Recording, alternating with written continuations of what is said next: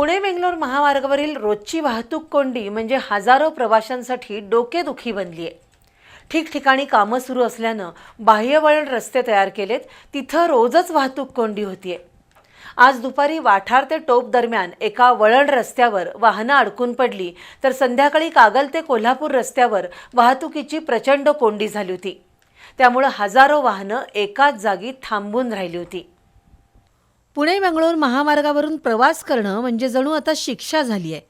या महामार्गावर सुरू असलेल्या कामांमुळे अनेक ठिकाणी रस्ते चिंचोळे बनलेले आहेत।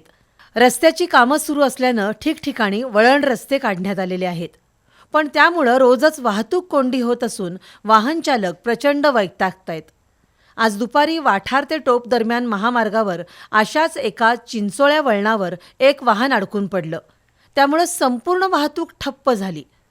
कसरत करत कसं तरी ते वाहन बाजूला केल्यानंतर मंद गतीनं वाहतूक सुरू झाली, पण सुमारे तासभर हजारो वाहनधारक आणि प्रवाशांना प्रचंड मनस्ताप सहन करावा लागला।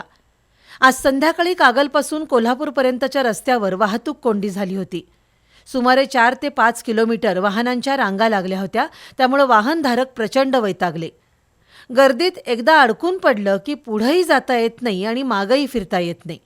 त्यामुळे महत्त्वाच्या कामासाठी ठराविक वेळेत पोहोचण्याचं नियोजन करून पुणे-बेंगलोर महामार्गावरून प्रवास करणं सध्या तरी बेभरवशाचं बनलंय।